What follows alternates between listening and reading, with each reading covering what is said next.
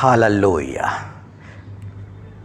आज का वचन जो प्रभु यीशु मसीह की ओर से हम सबों के लिए नियुक्त है, बड़ा ही गंभीर विषय है।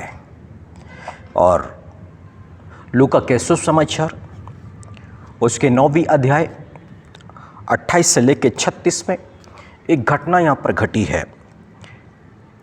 बाइबल ऐसा बताती है कि यीशु मसीह यूहन्ना, पतरस और याकूब को लेकर के एक पहाड़ पर है और वहाँ यीशु मसीह का चेहरा बदल गया। उसके कपड़ों का रंग इतना श्वेत, बाइबल बताती है कि पृथ्वी का कोई भी धोबी उतना श्वेत नहीं कर सकता था। वो अपनी महिमा में, और वहाँ पर मूसा और एलिया भी प्रकट हुए, वो भी अपनी महिमा पे।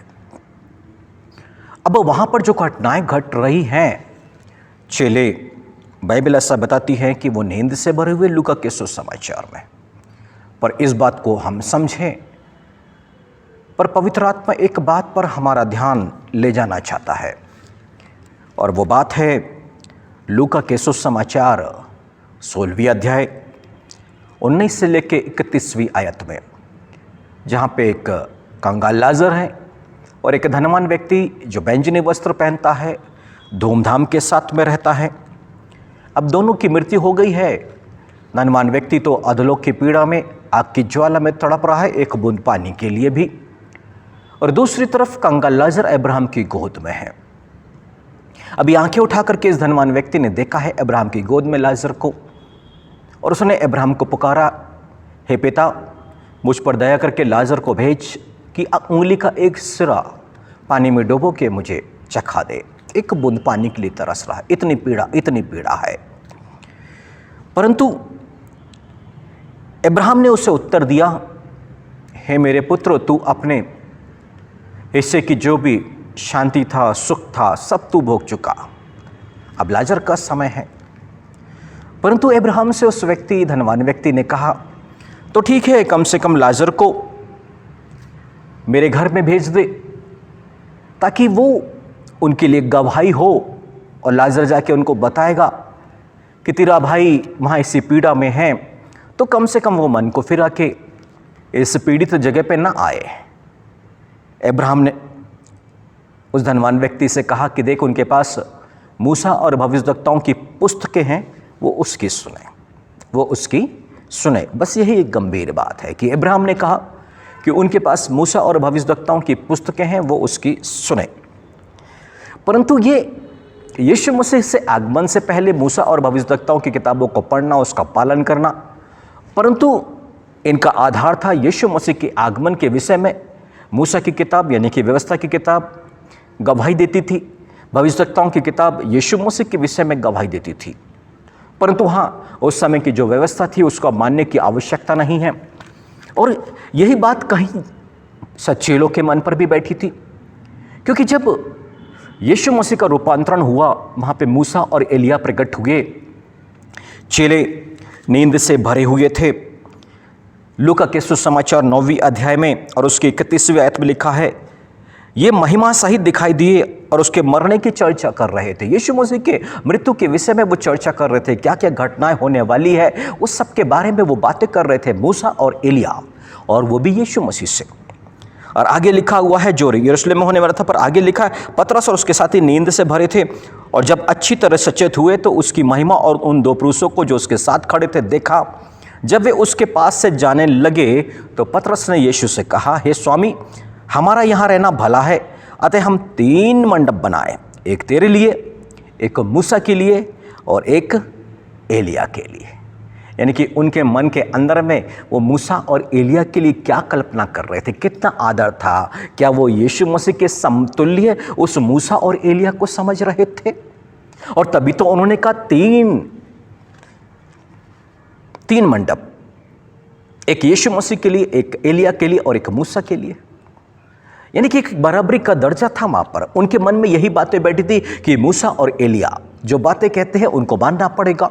हाँ, उन्होंने गवाही दी है यीशु मसीह के आगमन के लिए भी, परंतु अब यीशु मसीह जो वचन लेकर के आए हैं ना, उसका महत्व बढ़ रहा है। अब इस बात की गवाही आ रही है और बाइबल ऐसा बताती है कि वो ना जानते थे कि वो क्या कह रहे हैं। 3 मंडप एलिया, मूसा और यीशु मसीह के लिए, और बाइबल बताती है कि उनको नहीं समझ में आ रहा, वो नहीं जान रहे वो क्या बोल रहे हैं। क्या वो एलिया और मूसा को यीशु मसीह के बराबरी का दर्जा दे रहे थे? क्या चल रहा था उनके मन में? जब भी तो बाइबल कहती है वो नहीं जान रहे हैं क्या, परंतु अब परमेश्वर प्रकट कर रहा है, हमारी समझ को खोल रहा है कि हम उस बातों को समझें। और उसमें क्या लिखा हुआ है? वहां लिखा है 34वीं आयत में, वह यह कह ही रहा था कि एक बादल ने उन्हें आकर छा लिया, और जब वे उस बादल से घिरने लगे तो डर गए।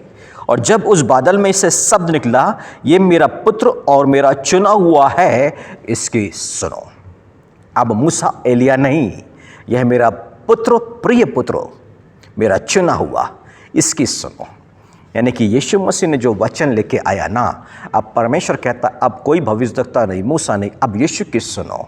और क्यों सुनो मेरे प्रिय? आप भी जान लो, आप भी जान लो, यीशु मसीह जो वचन लेके आया, जो परमेश्वर के राज्य की बातों को लेके आया, उन गहरी बातों को लेके आया, उन गंभीर बातों को लेकर के आया।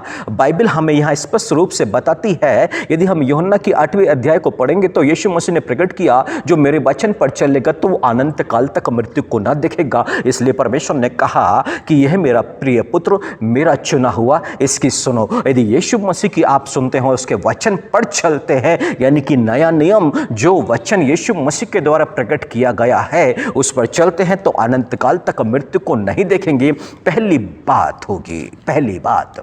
दूसरी बात होगी, यीशु मसीह जो वचन लेके आया और जिसके विषय में परमेश्वर गवाही दे रहे हैं कि यह मेरा प्रिय पुत्र, मेरा चुना हुआ, इसकी सुनो। यीशु मसीह ने कहा जो मेरे वचन पर चलेगा ना, जो उसके वचन को सुनता और उस पर चलता है ना, यीशु मसीह ने कहा वो आशीषित है, वो धन्य है। यानी कि आप अपने कामकाज में, आप इस संसार के अंदर में जो भी कुछ कर रहे हैं उस पर आशीष पाएंगे। और इसी बात को तो याकूब ने अपनी पहली अध्याय और उसकी 25वीं आयत में कहा कि जो स्वतंत्रता की सिद्ध व्यवस्था पर ध्यान मनन चिंतन करता है वो, और उसको सुनता नहीं, भूलता नहीं, उसको वैसा ही करता है, इसलिए वो अपने काम पर आशीष पाएगा। आप जो भी बिजनेस करें, जो भी काम करें, जो भी घरेलू काम करें, सब में आप आशीष को पाएंगे। करना क्या है? यीशु मसीह के वचन को। और यही तो परमेश्वर कह रहा है, ये मेरा चुना हुआ, मेरा प्रिय पुत्र, इसकी सुनो। हालेलुया।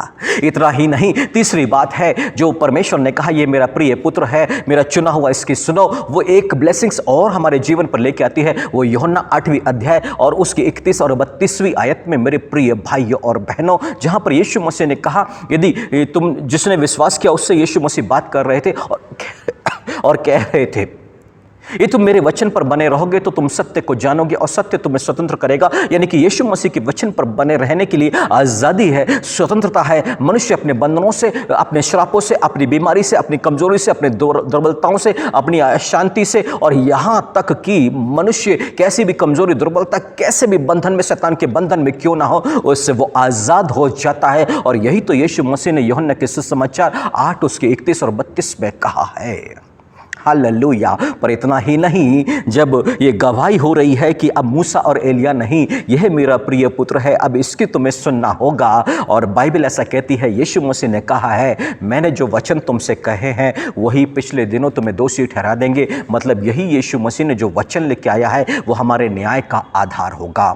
इसलिए मेरे प्रिय भाइयों बहनों, ये तो नहीं समझ रहे थे क्या कह रहे थे मूसा और एलिया को, शायद वो यीशु मसीह के समतुल्य समझ सके, उसकी बराबरी का समझ सके, परंतु यीशु मसीह सबसे महान है। वो परमेश्वर है, वो मसीहा है, वो प्रभु है, वो प्रभु का प्रभु, राज्यों का राजा है मेरे प्रिय भाई और बहनों। और यीशु मसीह के मुख से निकला हुआ हर एक वचन का हमें पालन करना है। और इसी बात की परमेश्वर ने गवाही दी है और उस पर छाप लगाई है। इसलिए नया नियम को पढ़िए, आप आज़ाद हो जाए, आप स्वतंत्र हो जाए, और अंतिम दिनों में आप दोषी भी नहीं ठहरेंगे। और इसलिए परमेश्वर चाहता है कि यह मेरा प्रिय पुत्र, मेरा चुना हुआ है, इसकी सुनो। हालेलुया। मैं समझता हूं कि आप परमेश्वर के इन भेद की बातों को समझ चुके होंगे, आपकी समझ खुल चुकी होगी। अब आप यीशु मसीह की बातों को महत्व देंगे, उस पर मनन चिंतन करेंगे, उस पर चलेंगे। परमेश्वर पिता, प्रभु यीशु मसीह और पवित्र आत्मा आप सबको आशीष प्रदान करें। तो आइए हम सभी प्रार्थना करें। Hallelujah, hallelujah, hallelujah.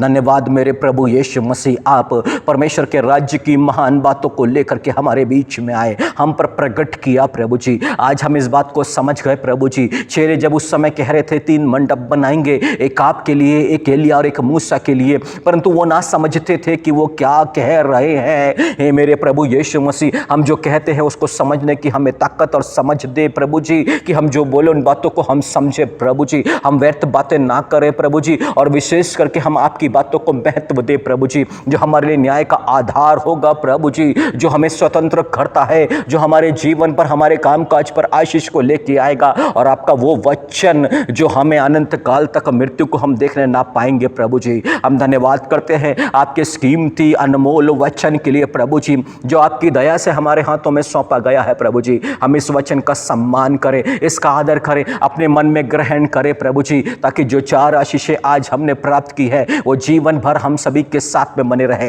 हर एक सुनने वालों को आशीष दीजिएगा प्रभु जी। और पिछले वचन के दौरान में जितनों ने वचन को देखा है, अपने कमेंट्स किए हैं प्रभु जी, उससे आशीष को पाया है, उन नाम भर नाम उन लोगों को आपके हाथों में हम सौंपते हैं। उन्हें ग्रहण कीजिएगा प्रभु जी, उनको आशीषित कीजिएगा प्रभु जी, अनंत जीवन के लिए उन्हें ग्रहण कीजिएगा। और जो कुछ भी उनके जीवन पर दुख और तकलीफ है, उससे आज़ादी की मांग भी करते हैं पिता। आपका अभिषेक इस पल उन पर उतरे प्रभु जी, और यह आशीषित हो जाए यीशु मसीह नाज़री के नाम से, आमीन।